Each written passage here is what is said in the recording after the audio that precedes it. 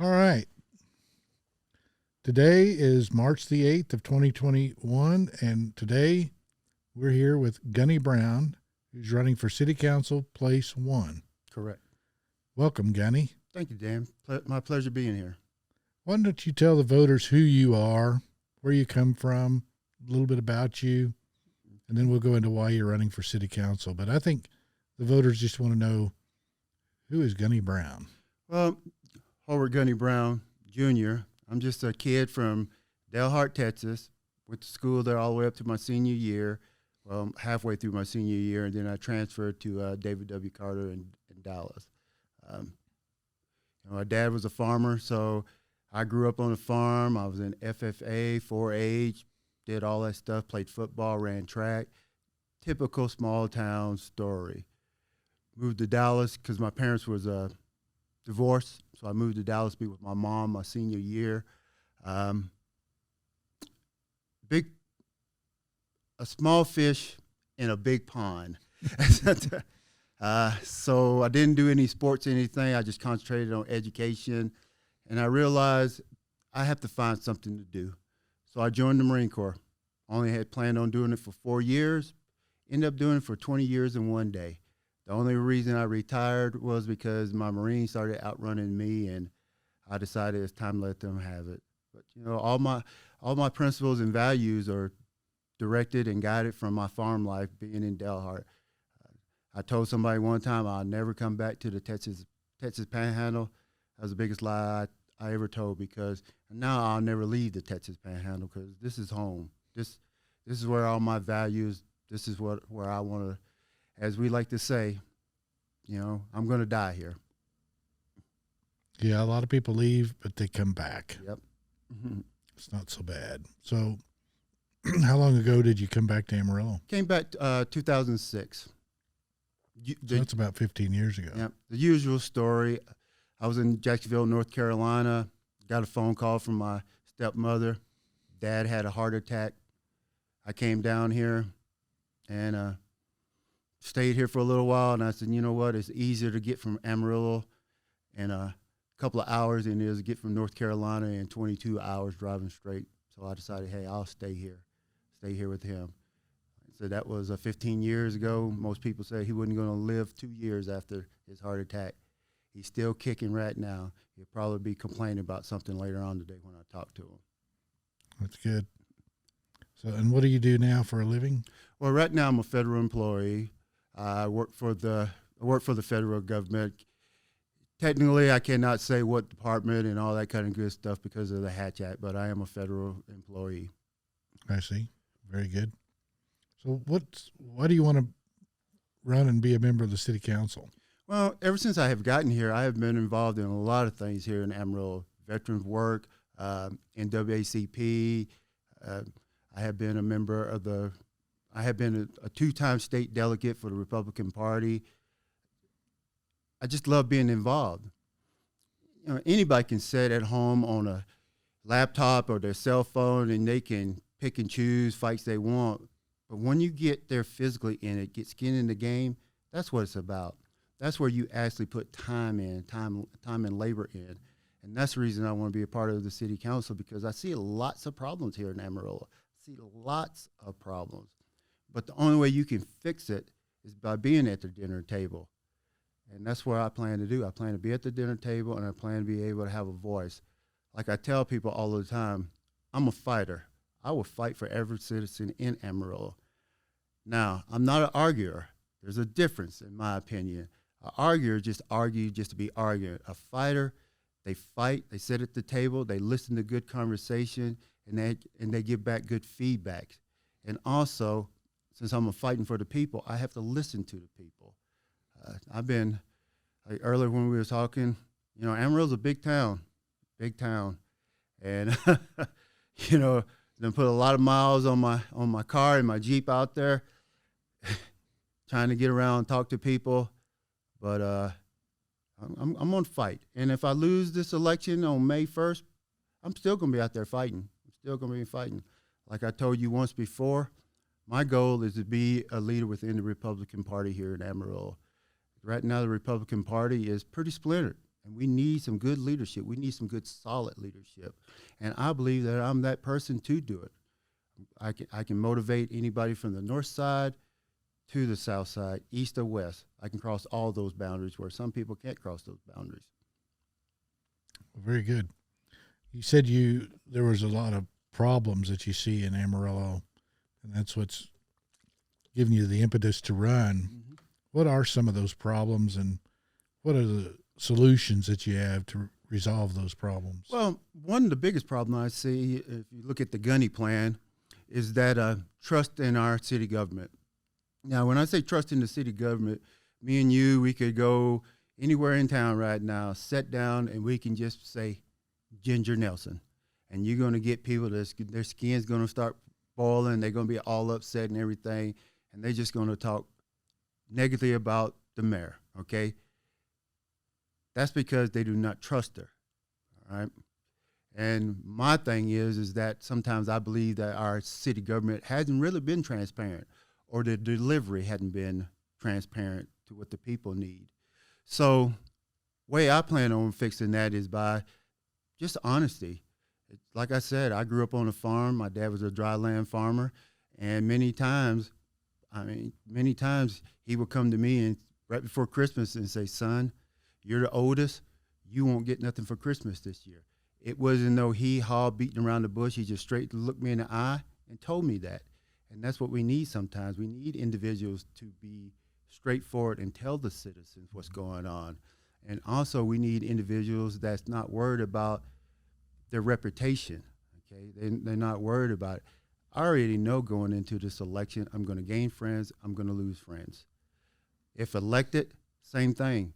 People are either going to love me or hate me. But one thing I hope that those individuals do is they say, oh, man, Gunny Brown, he's brutal. He tells you the truth. He tells you exactly what it is. Just like right now, if we drive through looking for here, I went the wrong direction. I went north instead of south. There was some stuff I saw over there, trash all over the place. Now, is that the city's fault? Yes. However, though, it's the people's fault too. You have to have pride in your neighborhood. You have to pick up the trash too, just as much. So you can't. So we need somebody that don't mind telling people like that. Potholes. We have a lot of potholes in Amarillo. We have a lot. So we need somebody to go up to Jared Miller and say, Jared Miller, what are your plans to fix these potholes? Hold up, Jared Miller. You work for the people. As the city council, I'm part of the people and I represent the people. Give me an answer. So some people say, oh, you plan on bringing that Marine Corps attitude there. It might be a Marine Corps attitude. It might be just a good old farm kid attitude. But the way I look at it is honesty and just tough love. Well, I think people who grow up on a farm have a little bit different perspective. Mm-hmm. Part of it is because you have to solve the problem. If your combine breaks down out in the middle of the field at 10 o'clock at night on a Friday night, you're not going to town and find somebody else to fix it. You got to crawl in there, take it apart, and figure out how to fix it with what you got. And it's just a different mentality, I think, that those of us that grew up on a farm have. We don't think about not being able, we don't have the attitude of not being able to fix it or complain about it or ask somebody else to fix it. Right.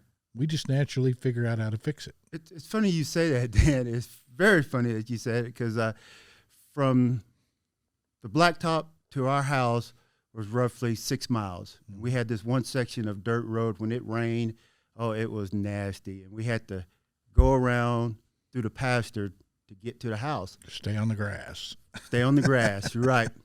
I remember one time I got stuck, and I walked home, and I told my dad, I said, Daddy, I'm stuck. Can you help me? I'm sorry, son. Was I on the passenger side or was I driving? No, sir, you wouldn't. What did you do? Well, I didn't go through the pasture, he said. You got yourself stuck. Get yourself unstuck. So I had to get the tractor, get myself unstuck, take the tractor back home, walk back up there, get my truck, and go. And along with that line, growing up, if something happened, I'll go to my dad, and my dad would ask me, okay, what, you say your vehicle's making a noise. Where's it coming from? What took place? What's going on? Exactly to your point, he wanted me to figure out what was going on rather than just, hey, Dad, my truck is making a noise, and he spent hours trying to figure it out. So you're right. And I think that's one thing wrong with our society today, is that we tell kids, hey, I got this. The problem solving is no longer an issue. You know, we got this, or better yet, Google it. I didn't find myself doing that a few times with my son, but with his vehicle. Dad, I don't know how to replace the battery. Well, you know how to look up a song. Why don't you Google at replacing a battery? So I'm glad you brought that up, because it's going to, tonight when me and my dad have a conversation, I'm going to remind him again, thank you for making me do things. Yeah, use your head. Use that head. And most people don't. Yeah. And I've probably irritated a few organizations in town because I've, they asked me what I thought about something, so I told them. Right. And one of the main issues that comes up is how they interact with the city council. Mm-hmm. I'm like, you all go down there and lob bombs mm-hmm. at the city council and complain. Right. Where's your solution? Right. You don't do that. If you want to solve a problem, you need to call up your councilman. Mm-hmm. Since we don't have single member districts, right. You should call all 4 councilmen, call the mayor, meet with the city manager, propose your solution. Correct. And give them the idea and let them solve it. Mm-hmm. But if you go down in a public forum and make a scene, you're not effective. No. And we have a lot of people that like to do that. And that is, you're 100% right there. It's my wife. Not talk negative about her and everything. Sometimes we argue about paint. Well, right now we're arguing about repainting the house and everything. The door to the house, I want it to be a contrast color. I want it to stick out. She wants it to blend in with the house. And rather than me just getting all upset with her and everything, I try to explain to her, when somebody drives by, oh, that's the front door.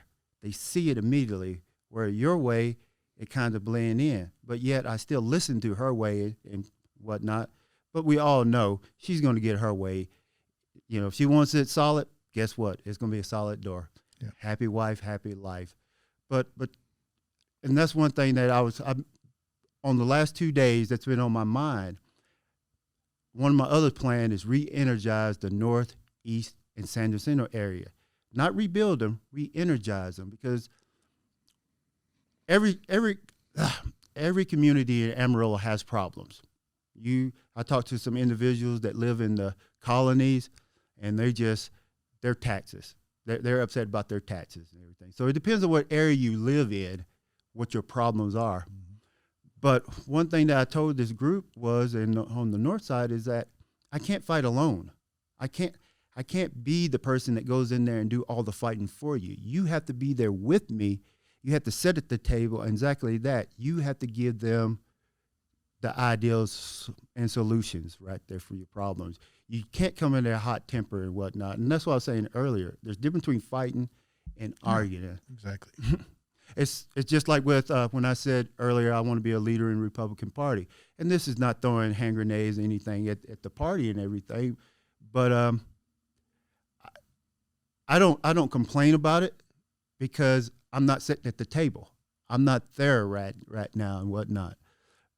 But when that day does come, I will be, saying, hey, can we fix this?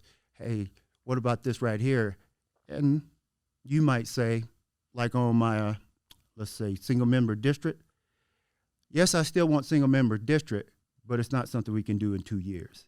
It's going to take some time. So where I'm going with this is that I'm able to change. I'm able to compromise with intelligent conversation. And something that I might see that's wrong with the Republican Party right now might not be wrong with Amarillo. Like I'll just say it right now. I find it pretty hard that we only have and correct me if I'm wrong, 23 chairs, and I think all 11 seats are vacant right now. But yet, we have a large population of conservatives, Republicans here. So my question is, why aren't they getting involved? Well, we're changing that. Since I know I've you come are. along, we've done a lot of. I've had to get rid of some that weren't performing, and we've got a pretty good crew in there. And the problem is what the state's done to the party, and a lot of people don't. Part of what I'm trying to do, and we're going to be doing some videos where I explain how the system works, because most of the people, I don't think, understand how the party system works. I didn't really understand it. No. I'm still learning too. They asked me to come in and be the chair because nobody wanted to do it. It's a thankless, time-consuming job. Well, I've kind of taken it and totally transformed how it's done statewide. I'm doing things that they think is crazy, but it works. It's not hard. It just takes a little effort, and most people don't want to put forth any effort. Right. Like what we're doing for the candidates. I mean, I think it's important that the people know who the candidates are, and that's how I'm working to engage the voters. Right. One thing you asked me earlier about who I am, I'm not an individual that's not, shy or willing to say, hey, I made a mistake. I thought something about this individual and then had to turn back around and eat crow. Mm-hmm. And me and you are a prime example of that. Right. We're just getting acquainted. Right. Prime example. And, the first time I heard your name, I was expecting, some 7'1" individual with horns and a tail, breathing fire and whatnot. And then the second time, the first time we met each other, and we don't need to go into detail, you had too much on your mind at that day, and you just walked past me. I took that personal, but you had a lot on your mind that day. The second time we met each other was on that video call and everything. And I really appreciate what you said about me. I really appreciate it because you had nothing to gain or nothing to lose by praising me and everything. So that's one reason I picked up the phone. And when I seen that TV interview, I want to let you know, hey, I appreciate what you said. You are saying the same thing that I am telling people out there. And I'm glad that I'm not just, it's refreshing to know that here I am, a conservative, Republican conservative, however people want to word it. I'm saying this, and then the Potter County chair is saying exactly the same thing I'm saying, and we hadn't even talked yet. So that told me right there that my beliefs and morals are in line with the party. So, and I still say it right now. I appreciate what you're doing. The past is the past. We're going to move on, right, Dan? Yep. We just all want to work together to solve the problem. Correct. But I think, I might just, what I'm working on, and I'm trying to get the legislatures to get the bills written, and they're dragging their feet. And I suspect they're hitting a lot of resistance. Basically, I want to go back to paper ballots in the state and get rid of the electronic voting machines. Because I want every vote counted. I don't care how you vote. I want as much participation as we can get, and I want every person's vote counted, and I don't want any concern about whether there's something funny going on in a box that we can't see. Right. Like I'm like you, I grew up on a farm. I want to see it. Right. Of course, I was born and raised in Missouri, the show me state. Show me state. So I'm just that way. I've got to see it. And I think most people are that way. But when I got into the issue and got to thinking about it, we've gone to voting centers. Mm-hmm. So they've taken our vote out of the precinct. And what that's done is, and they took the precinct chairs off the ballot. Right. Which I think is wrong. Mm-hmm. Even if they have a competitor, then they're on the ballot. But if there's no competitor, their name isn't on the ballot. Right. And they've taken the elections out of the precinct. And I think that's wrong. I think we need to go back. The way we did it 20 years ago worked perfect. It was a simple system. It worked. It was not broke. It was efficient. It was inexpensive, and it worked. Right. And the precinct chairs then were more valuable and could be seen. Mm-hmm. And the main I always say the precinct chair has the capacity to be the most powerful elected position in America. Yes. Because they are the closest to the people. Mm-hmm. Because you roughly have, in rough numbers, 3,000 voters, potential voters in a precinct. Correct. They get to know them. Mm-hmm. And that's what makes our system, our two-party system, work. But when they take that out, mm-hmm. all of a sudden the precinct chair's job kind of gets watered down. Right. And then they want everything controlled from the top. Right. It shouldn't be controlled from the top. It should be controlled from the bottom. Yeah. Because it's all about the voter, the individual. Mm-hmm. And that's where we want to keep it.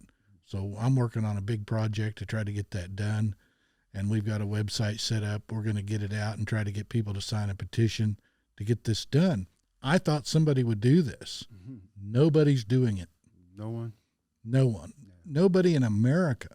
They're not even talking about it. There's over 100 bills filed in the legislature on election integrity. None of them do anything to solve the problem. None. They just nibble around the edges of what doesn't work, which is electronic voting machines. Right. Potter County just spent, Potter, $1 million on voting machines in 2018. $1 million. A lot of money. We can do a paper ballot election for $10,000. That's 100 years of elections if you have an election every year. That's a gross misuse of money. Yeah. That's your money. You paid $1 million. That's right. I mean, that's something. I can't see why people aren't outraged at this. Yeah. And that's what individuals got to look at. Yes, I'm running for city council, but still, my tax dollars are being used for everything. And it's, with that voting, I just strongly disagree that we do it in May on a Saturday. Yeah, it's nuts. It's nuts. Should be November. Yep. With all the other elections and whatnot. And also, we can talk about voting for I don't know how long here because it just drives me crazy. ID, all right? It drives me crazy that we have individuals walking around America right now without some kind of ID, and they want to vote. But yet, nobody says anything about, okay, you go to the liquor store, I need to see your ID. You buy a cigarette, do you see your ID? We can go on and on about that. It just drives me crazy that it's a big deal because I want to see your ID to vote. Because they're lying and they're dishonest and they think that the rest of the public is stupid. Mm-hmm. That's what they think. Right. They think you're stupid. They think I'm stupid. Mm-hmm. But guess what? Oh, we're not stupid. The jig's up. we're I think people are waking up. Mm-hmm. This electronic voting fiasco is the dumbest, most asinine, craziest thing you can even imagine, and people allow it and they're not mad about it. Mm-hmm. And they should be outraged because not only are they stealing your money to pay for it and pay these people, just in Texas, do the math, in 254 counties, and we're the average county, that's $250 million right. just in one election cycle for voting machines, and they're stealing your vote. Right. If they're not stealing it, let's find out. Right. They don't want to. Why do you think that is? And I find it awful mysterious that if you look at these large metropolitan areas, as soon as the electronic voting machines came out, they gradually started going more Democratic. Right. Harris County, Travis County, had that Dallas County, Tarrant County. It's not true. The people are conservative everywhere in America by and large. They are not left-wing Marxist people. Mm-hmm. Even Democrats, most of them are reasonable, yes, normal, hardworking They care about their communities, and they believe in right and wrong. Amen. And they go to church, and they want good schools. They want this. We all want the same thing. We all want the same thing. It's a very small minority that are the problem, and I believe they're actually in both parties. Because I figured out a way to engage the voter and really turn out. Mm-hmm. When I talk to the big wigs at the high up at the Republican Party, not interested. Now I know why. I think it's both parties have colluded to manipulate elections at the national level. And I'm actually screwing up the plan. Hey, that's reason you're the party county chair. All right. We might need to move you on up. I'm take over Texas. A little passionate about it, but it really does make my blood boil to think about what we have allowed to happen. And when I talk to the legislatures about it, there's all excuses about why it can't be done. And I'm not going to tolerate that, and we're going to shove it down their throat if they don't do it. Well, and like I was saying earlier, we need to have we need individuals. We need individuals who are willing to fight, just like you said earlier, not argue, but have solution rather than just throwing whatever out there and everything. And we need plans, and just like you said earlier, there's issues on both sides of the party. Very issues. It's like I tell people all the time, we have false prophets within our own party. Like I have said 100 times, you got the November 3rd individuals, and then you got the ones that's in it right here, that really cares about the Constitution, really cares about their church, pro-life. We can go on and on right there. Small government. We're there. We're fighting every day. But then we just got those that, let me cast my vote today. Let me cast my vote. Some people say, we need those individuals. No, we need everybody in this fight. I believe, if we can educate the voter and let them know the facts, I have no concern about how they're going to vote. Me either. Because I trust the voter. Mm-hmm. But I think the political parties don't necessarily think that way. They don't.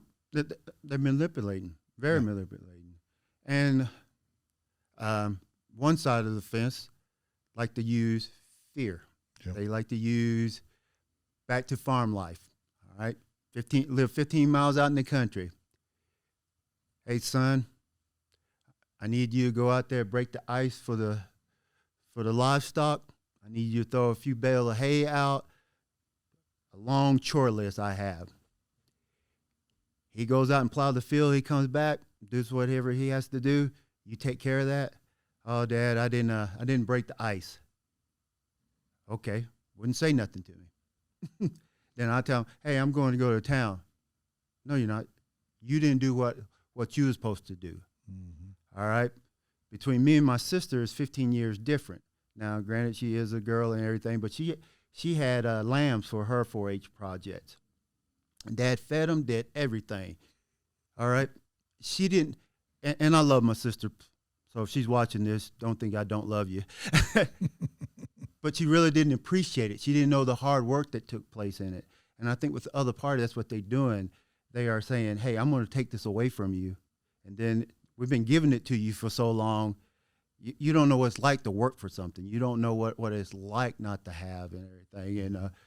And I praise my mother. Like I said, for my parents got divorced when I was 5 years old.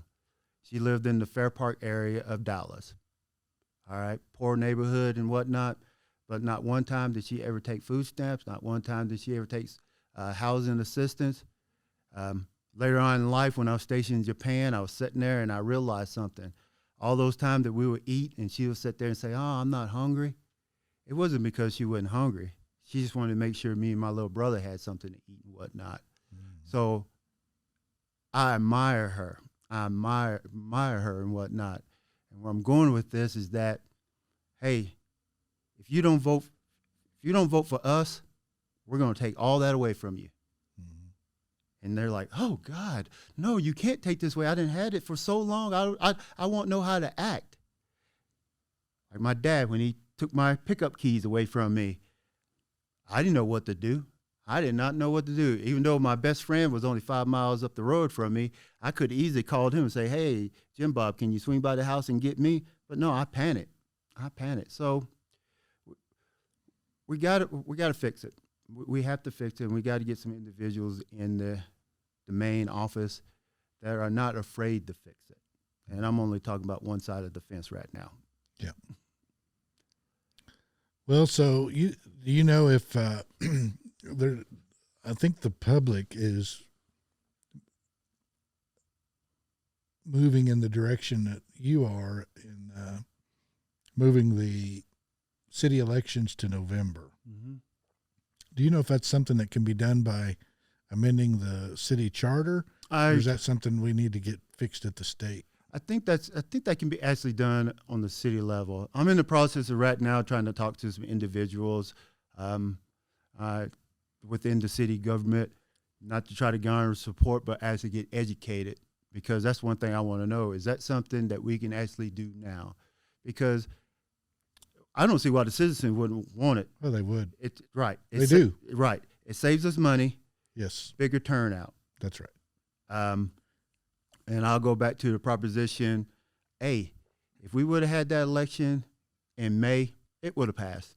It would have passed, because we would only had 12% voter turnout. Well, and a lot of what I have discovered, and I didn't know this because I got involved right during the Cruz campaign, and I'm just a dumb farm boy, and I'm told I'm supposed to do something, so I just go do it. Right. And I got the vote out. Mm-hmm. And but I didn't really understand what I did until after the fact, right? But, Beto took the state. Right. Every single county in the state of Texas went positive for Democrats, except for one, Potter County. Right. And we went positive for Republicans by 44 points. Okay. That's huge. Yeah. But what I figured out is people do not know. Number one, they didn't know where to vote. Right. And they didn't even know an election was going on.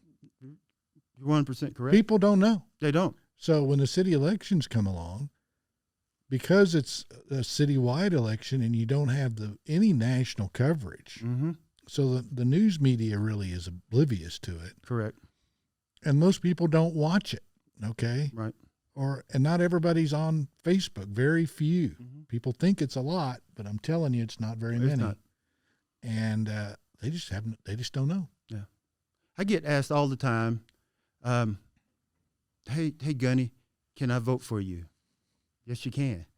Well, I live in Valley Duro. Yeah, Valley Outside Duro. the city limits. I said, no, you can't vote for me.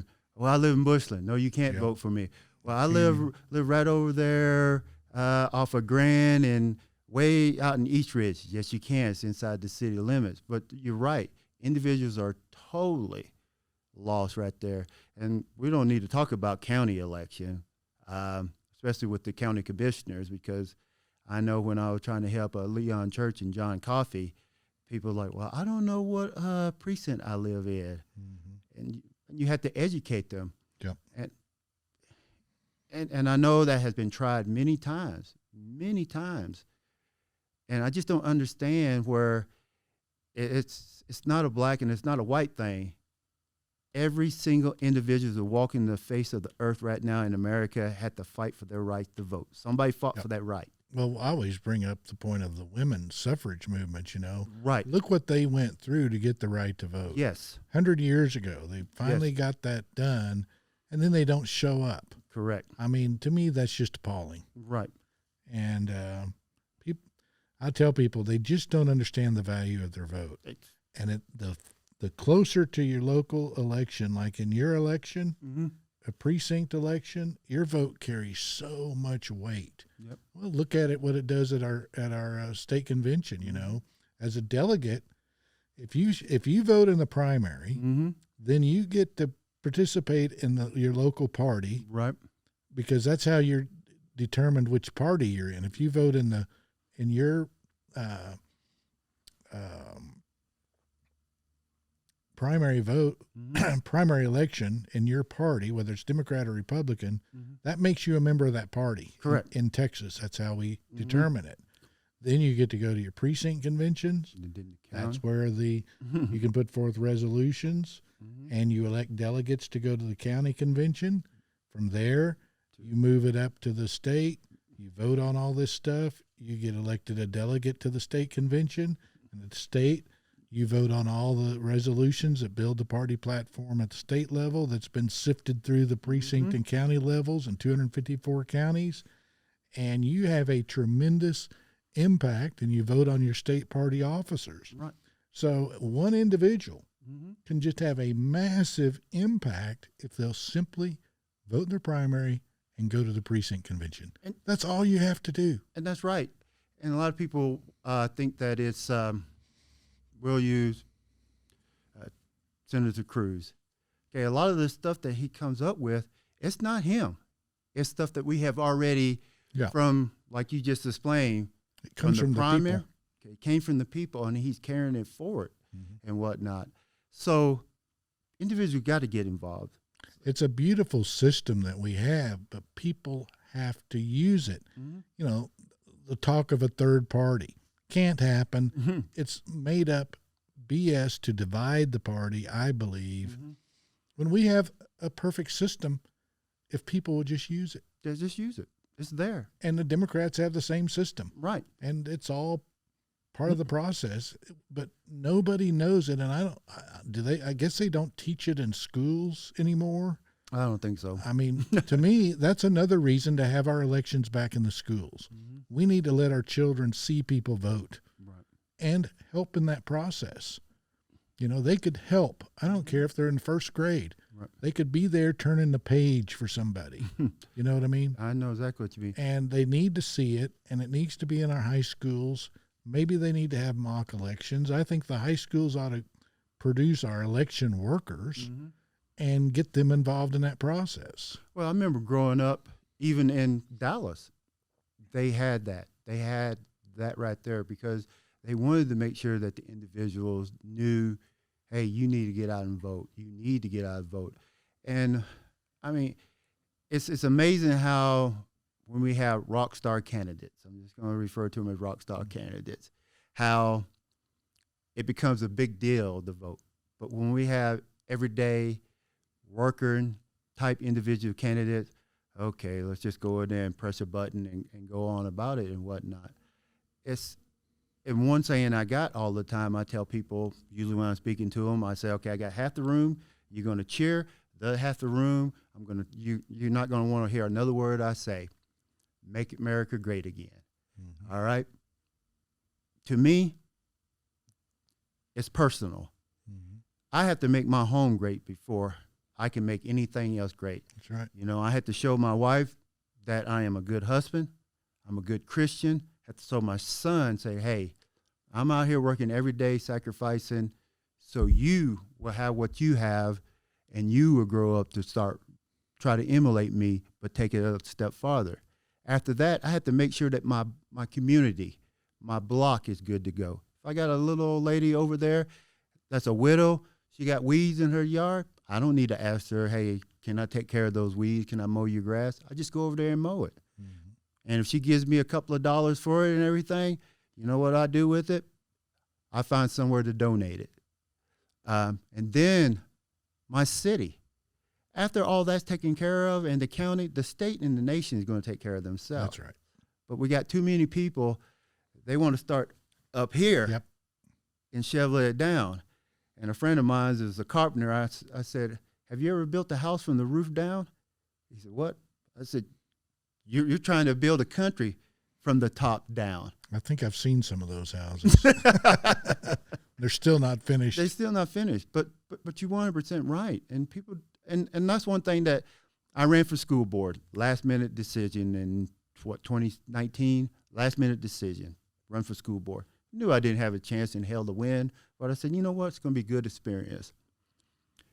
But one thing I learned from that experience is that people are not involved. They're not involved. They might talk a lot of good stuff on Facebook, But I literally had people, hey man, when's the election? Election been over with 2 weeks ago. Oh, did you win? No. But you don't go on their Facebook page, you know, they're better than any commentator on Fox or CNBC or MSNBC. So yeah. Yeah, I know what you're talking about. I'm not a big talker myself. I'd rather just quietly get the job done. And I get my kicks out of looking at the election results. Right. So I know I was effective. And I agree with you there. Me too. I mean, it's but I want to get good, competent people elected so I don't have to go do it. See, and that's what we need right now. And by having the elections in May, I wrote a little thing one time. I told people, I said only 12% of Amarillo registered voters voted in 2019. Mm-hmm. And like I said, it's in print, so people can find it. You know, I voted for 2 people that are still on the city council right now. All right. Out of that 12%, the incumbents, each one of them garners over 60% of the votes. So this city right now is being ran by roughly 10%. 10% of Amarillo decides what's going to take place. They're going to decide if your taxes are going to be raised. They're going to decide roads. They're going to decide all this other kind of good stuff. Now, if we can get, I believe there's 60,000 registered voters in Amarillo. Are we going to get 60,000 voters on the most perfect day? No. But if we can at least get 45, 50,000 there, just think what could change. Just think. And you will probably have more individuals that will actually want to run for public office. That's right. That's another reason that we're doing what we're doing, because if I can engage the voters mm-hmm. and they can see who their elected officials are, because mm-hmm. now we're working on all candidates, but my plan is I want to interview every elected official that we have, the JPs, mm-hmm. the constables, the tax assessor collector, right, the judges, mm-hmm.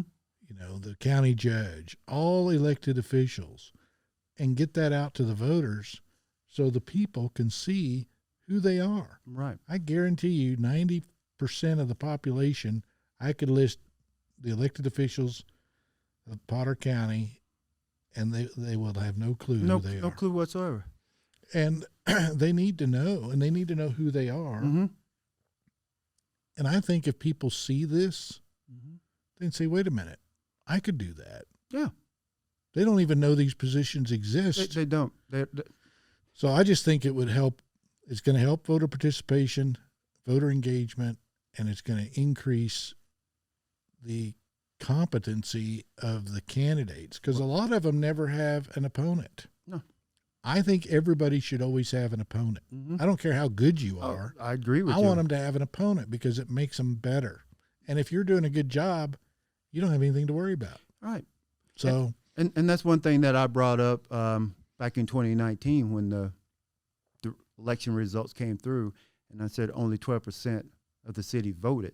So the only reason 12% voted because the other 88% felt like, what difference do it make? We don't like what's running against them. We don't like what's there. Might as well not even show up.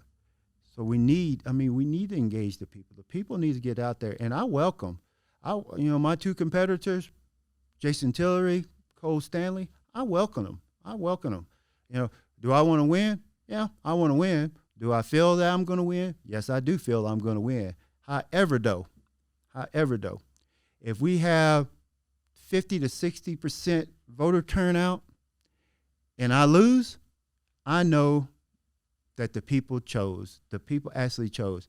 If we only have 10%, 12%, I'm going to be a little upset and I lose. Now, if I win, I'm going to be happy. I'm not going to sit and joke about it, but in reality, I feel that Jason and Cole would have been cheated because they did not have good turnouts. And that's what's happening. And then later on, we want to complain about it? No, we had our chance at May 1st. Well, I think this election for city council, we're going to have better candidates than I've ever seen running for office. So that's good. I mean, that's a great thing. I mean, we want good candidates, which you're in place one. You got phenomenal candidates. Yes. So it's a tough race, and that's what you want, and that's what engages the voters. You know, if it's nobody's running against, and it's an incumbent that's been in there for years, then everything kind of goes to pot. Right. You know, I can't remember what judge it was for the race Stephen Denny was in. And Court of Appeals, place 7. Right. I was talking to some people about him. They're like, huh? I said, read what that person does. Mm-hmm. They said, what? Read what it does. Because, and I done checked some people on there. Okay, I'm going to go in there and vote for you and the rest of them, the first person on the ballot. No, don't do that. Because every one of those, every one of those are important. Amarillo College. Most people can probably only tell you the candidate that they know or they heard of. And election day, all they're going to be worried about is the city government. That's all they're going to be worried about, the water district individual. You know, that's a very important elected position. That's a very important position. And something I didn't know until you just brought it up, and that must have just happened recently, that you're not on the ballot if you don't have a competitor. I disagree with that. Yeah. Because I need to see, oh, okay, this is going to be our new chair, or this is going to be the same chair. I need to see that.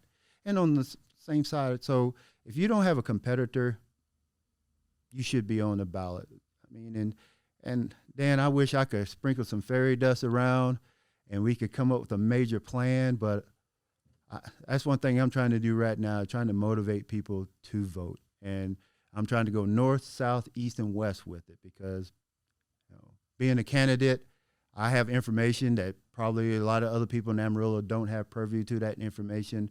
And just some of the stuff that I see for voting in certain areas and we're wasting money at voting centers where only 20 people shows up. Yep. Well, and they don't know where they are. I mean, that's another reason to go back to our schools. Why not have it in the Hamlet school up there? Yeah. That's where it used to be. Yeah. People see it. Mm-hmm. But they have it off in a church somewhere or some business somewhere. And I have to tell everybody, I get it out and tell everybody where their early voting locations are. Then I remind them the last day of early voting. I remind them of election day and pull the people to the polls. Right. And it works. Unfortunately, I don't have everybody's contact info. Right. So if anybody's watching and you're not getting information from us, call our headquarters or go to our website and enter it in there so we have it, and you'll be notified of those things. But it's very important that people are engaged and that they are informed and that they show up and vote. And I think both of us trust the voter. Right. We know you're going to make the right decision. But if you don't know somebody on that ballot, right, you don't pick one, you skip it. Right. You know, if you don't know either person in a race, you never just pick one because that could really harm the better candidate. There's nothing wrong with skipping a race if you're uninformed about it. And there's nothing wrong with being uninformed. Yep. We can't all know everything. And I can't get to every race. No. And I won't be around forever. So, yeah. I mean, it's like with the water. I think it's the water district. I couldn't even tell you who's running in that right now. So I'm going to have to actually look that up. Yeah, I couldn't even tell you right now. Well, and I'm just trying to make a point, Yeah. What you just said, we races that people don't know anything about. Right. But so, I will look that up and. Well, I need to get him in here and interview him and get it out to the voters and inform them. Right. I didn't realize there was a water board person on the May election. I thought there was. I could be 100% wrong, but I remember they was actually talking about it. I was in a room with a group of people, and they was talking about that this election, is, especially for the city council, 16 individuals. Then when you take I think it's 8 for the school board, and then AC, there's like another. I mean, it's going to be one of the largest elections this town had ever had. So the motivation to run is out there. Mm-hmm. We just hope that motivation to come and actually cast a vote is still out there, because across the board, there's some, like you said, there's good candidates all over the place. I tell you right now, there's some individuals running for school board and AC Regent that probably would have been good city council candidates. Mm-hmm. And they might have actually decided, hey, I'm going to, like myself, when I decided to run for school board, I really wanted to run for city council, but I knew I didn't have what it took at that moment. So I went over to the school board just so I could get the experience. And I have told some people that want to get into politics and want to run for school board or city council one day. I said, nothing wrong with putting your name in the hat right now and getting the experience. Yeah, just the experience of running. Right. And learning what to do and what not to do and what works and what doesn't work. Right. And the school board is one of the most important. You're there to help mold our children. Mm-hmm. Growing up in Delhart, I mean, that school board was something. And, me and Doug Loomis went to school together. So, and I think that's one thing right there, is that we need good people in all these races. We need individuals that are focused on taking care of the people and not special interest groups. And that's why I tell people all the time, there's people here in Amarillo can write me a check right now for $2,500. All right. All you buying with that $2,500 check is a sign. That's all you're buying, because I'm not going to be there just to vote on a city project just because you want it. Now, if the people of Amarillo tell me they want that project, then I'm going to vote for it. I'm going to vote for it. But it's up to it's what the citizens want, right, and what they need. I mean, I think the council needs to focus on the needs of the community, not the wants. We the people. But if the people want something bad enough, they'll make enough noise, and then they can put it on the ballot and see if the rest of the people want it. But needs first. Infrastructure, water, sewer, trash, streets. But we seem to get away from that. Mm-hmm. And then we focus on wants, and they forget about the needs. They forget about it. They forget about it. It's not glamorous. Right.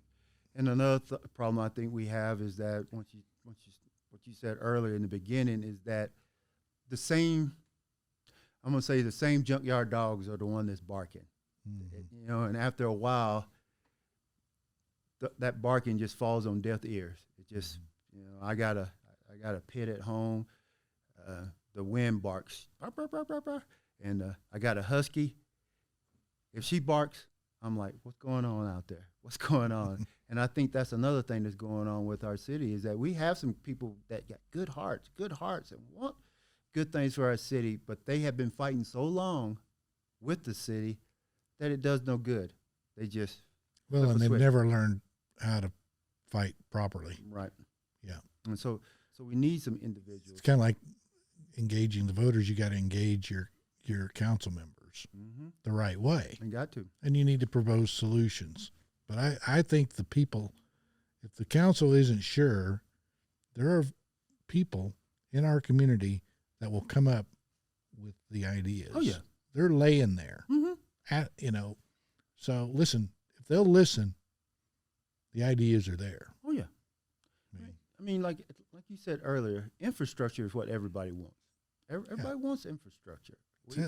We want, not all of us want a nice downtown. Some of us do, some of us don't. All right? Some don't care. And some don't care. Okay? But one thing I do want is that, I ride a motorcycle. So when I'm going down the road, I don't want to be weaving and wobbling from potholes. So I want nice streets. Mm-hmm. I want my trash picked up. I want good jobs. Not for me. I have a good job. I have a retirement. So I'm set. But my son, he needs a good job. He got a good job right now, but I don't know how much longer he's going to last out there. He's out to Tyson right now. Makes good money, but that's some hard labor right there. Yeah, that's real work. Right. But, we have kids, I'm looking at the Buffalo right here, graduating from WT, and they're moving away. Why are they moving away? With degrees in finance and all these other good degrees, they should be staying right here. We should be figuring out a way how to take care of them. Because like I tell people all the time, hey, the good Lord's going to call me home one day. Somebody else need to take the mantle. I'm 55 years old. Every day I wake up is, whoo, got another one in the book. We need more. Our streets need to be safe. I'll go ahead and go on that rampage right now. I never thought growing up, coming back to the time in here right now, with the exception of California, out of everywhere I had lived, the crime is terrible here right now. It is just terrible. Well, Gunny, I really appreciate you coming by today. I enjoyed it. I enjoyed the visit and look forward to seeing you again. And I do. And want to wish you well on the campaign trail. I appreciate it. And we look forward to seeing you again. All right. Thank you, sir.